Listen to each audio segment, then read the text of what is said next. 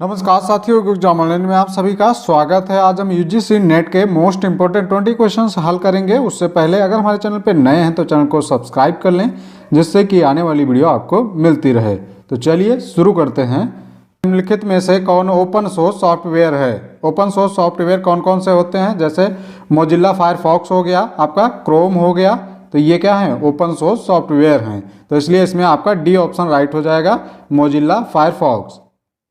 बढ़ते हैं अगले प्रश्न की ओर। अगला प्रश्न है, संविधान में एक मद के रूप में लोक व्यवस्था निम्नलिखित में से किसमें आती है? अवशिष्ट शक्तियों में, संघ सूची में, राज्य सूची में या समवर्ती सूची में? तो इसमें आपका सी ऑप्शन राइट हो जाएगा, राज्य सूची में। सामान्यतः लोक व्यवस्था और पुलिस संविधान की 7वीं सूची के अंतर्गत राज्य सूची का विषय है तथा प्रत्येक राज्य को इस संबंध में अपने विधान बनाने का तथा उस पर पूरा नियंत्रण रखने का अधिकार है। अगला प्रश्न है, एक कंप्यूटर में एक बाइट में सामान्यतः शामिल होते हैं 10 बिट्स, 4 बिट्स, 8 बिट्स या 16 बिट्स? तो इसमें आपका सी ऑप्शन राइट हो जाएगा, 8 बिट्स। एक कंप्यूटर में एक बाइट में सामान्यतः 8 बिट्स शामिल होते हैं। बिट्स कंप्यूटर के स्टोरेज की सबसे छोटी इकाई होती है। अगला प्रश्न है, निम्नलिखित में से किस प्रदूषण के कारण मानव को कैंसर हो सकता है? ओजोन, कीटनाशक, पारा या सीसा? तो इसमें आपका डी ऑप्शन राइट हो जाएगा, सीसा। सीसा की अधिक सांद्रता मस्तिष्क व किडनी से संबंधित समस्याओं के लिए भी उत्तरदायी होती है। ओजोन सूर्य की पराबैंगनी किरणों से पृथ्वी की रक्षा करती है। वहीं अगर बात करें कीटनाशक की, तो कीटनाशक जैसे फसलों में कीटनाशक दवाइयाँ डाली जाती हैं, तो इससे क्या होता है कि कीटाणु जो होते हैं वो मर जाते हैं, तो इसके लिए ये प्रयोग होता है। और पारा में जैसे थर्मामीटर, बैरोमीटर आदि के लिए प्रयोग होता है। अगला प्रश्न है, निम्नलिखित में से कौन हमें एक ही पत्र को MS वर्ड में विभिन्न व्यक्तियों को भेजने में समर्थ बनाता है? Mail merge, mail join, mail copy या मेल इंसर्ट? तो इसमें आपका ए ऑप्शन राइट हो जाएगा, मेल मर्ज। मेल मर्ज हमें एक ही पत्र को MS वर्ड में विभिन्न व्यक्तियों को भेजने में समर्थ बनाता है। अगला प्रश्न है, निम्नलिखित में से कौन सी घटना एक प्राकृतिक खतरा नहीं है?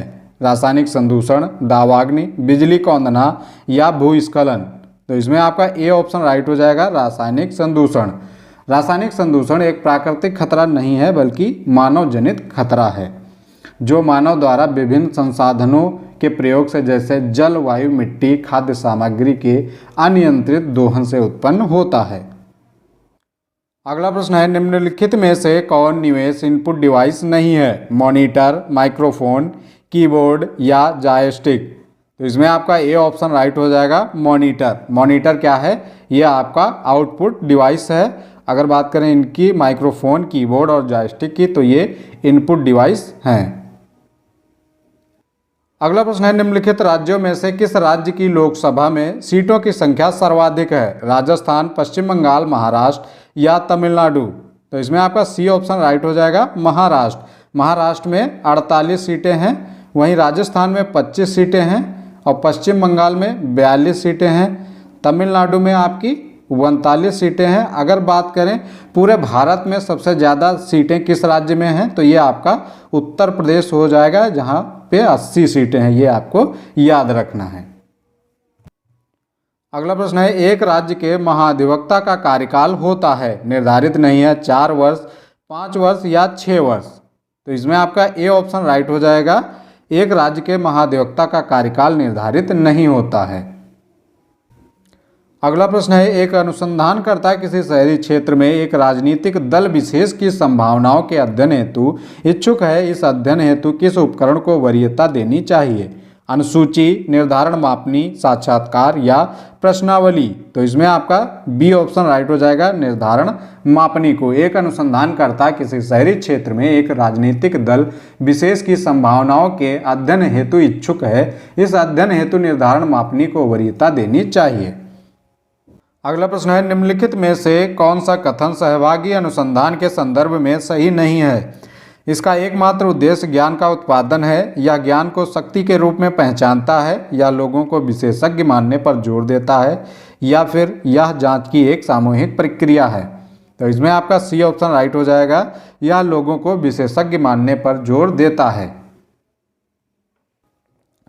अगला प्रश्न है, शैक्षणिक संस्थानों में आने वाले छात्रों को जितनी बाधाएं आएंगी उतनी अधिक अपेक्षाएं राज्य से होंगी, परिवार से होंगी, समाज से होंगी या शिक्षक से होंगी। तो शैक्षणिक संस्थानों में आने वाले छात्रों को अगर बाधाएं आती हैं तो ये राज्य से हो नहीं सकती, परिवार से मतलब नहीं है, समाज से भी कोई मतलब नहीं, तो इसलिए इसमें आपका डी ऑप्शन राइट हो जाएगा। क्योंकि शैक्षणिक संस्थानों में अगर कोई समस्या छात्रों को आती है तो उसका मतलब सिर्फ शिक्षक से होगा, क्योंकि उस समस्या का समाधान कौन करेगा? शिक्षक करेगा। अगला प्रश्न है, विचारों के गतिशील पैटर्न की शुरुआत के लिए कक्षा संप्रेषण का केंद्रीय बिंदु के रूप में प्रयोग कहलाता है? मस्तिष्क चित्रण, व्यवस्थापन, समस्या उन्मुखीकरण या विचार प्रोटोकॉल। तो इसमें आपका ए ऑप्शन राइट हो जाएगा। मस्तिष्क चित्रण कक्षा संप्रेषण में विचारों की गतिशीलता प्रक्रिया को प्रारंभ करने के लिए मस्तिष्क चित्रण का केंद्रीय बिंदु के रूप में प्रयोग किया जा सकता है। अगला प्रश्न है, कक्षा संप्रेषण के संदर्भ में मनोवृत्तियों, कार्यों एवं प्रकरणों को किस रूप में समझा जाता है? असंगत, शाब्दिक, अशाब्दिक या अवैयक्तिक। तो इसमें आपका सी ऑप्शन राइट हो जाएगा। अशाब्दिक कक्षा संप्रेषण के संदर्भ में मनोवृत्तियों, कार्यों एवं प्रकटन को प्रायः अशाब्दिक संचार के रूप में समझा जाता है।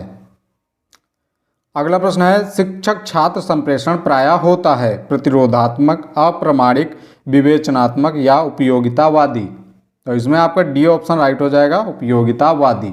शिक्षक छात्र संप्रेषण प्रायः उपयोगितावादी होता है। इसके माध्यम से हमेशा किसी प्रश्न के उत्तर को प्राप्त करने की कोशिश की जाती है। अगला प्रश्न है, अर्थपूर्ण परिभाषा जिसे सोच समझकर कुछ प्रतीकों के लिए निर्देशित किया जाता है कहलाती है? प्रत्येककारी, कोश विषयक, परिशुद्धता या स्वनिर्मित परिभाषा। तो इसमें आपका डी ऑप्शन राइट हो जाएगा, स्वनिर्मित परिभाषा। स्वनिर्मित परिभाषा वह परिभाषा है जिसमें विषय वस्तु को समझकर एवं उसका अर्थपूर्ण विश्लेषण कर कुछ प्रतीकों के माध्यम से निष्कर्ष निकाला जा सकता है। अगला प्रश्न है, संरचना वाले तर्क वाक्यों का समूह जो कुछ निष्कर्ष प्रदर्शित करता है कहलाता है? एक वैध तर्क, एक निष्कर्ष, एक तर्क या एक स्पष्टीकरण। तो इसमें आपका ए ऑप्शन राइट हो जाएगा, एक वैध तर्क। संरचना प्रस्तुत करने वाले ऐसे तर्क वाक्य या वाक्यों का वह समूह जो कुछ निष्कर्ष प्रदर्शित करता है, अर्थात जिसकी सहायता से निष्कर्ष ज्ञात किया जाता है, वह क्या है? एक वैध तर्क कहलाता है। अगला प्रश्न है, कक्षा में एक संप्रेषक का विश्वास विस्तार निर्धारित होता है नज़र मिलाने से, अतिशयोक्ति के प्रयोग से, आवाज़ स्तर के परिवर्तन से या अमूर्त अवधारणाओं के प्रयोग से। तो इसमें आपका ए ऑप्शन राइट हो जाएगा, नज़र मिलाने से। कक्षा में एक संप्रेषक का विश्वास स्तर संप्रेषक शिक्षक तथा छात्र से नज़र मिलाने, आई टू आई कांटेक्ट से निर्धारित होता है।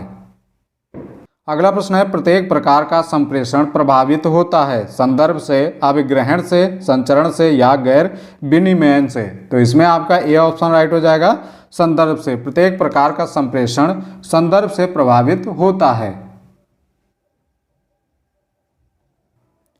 अगला प्रश्न है, वाणी के बजाय आवाज़ के पहलुओं को जाना जाता है वितरण भाषा के रूप में, शारीरिक भाषा के रूप में, वैयक्तिक भाषा के रूप में या पराभाषा के रूप में।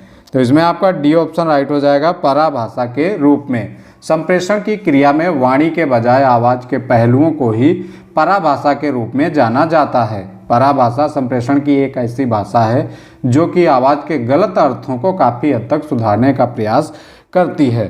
आज की वीडियो कैसी लगी कमेंट बॉक्स में ज़रूर बताएं। नए हैं तो चैनल को सब्सक्राइब कर लें। मिलते हैं अगली वीडियो में, तब तक के लिए जय हिंद।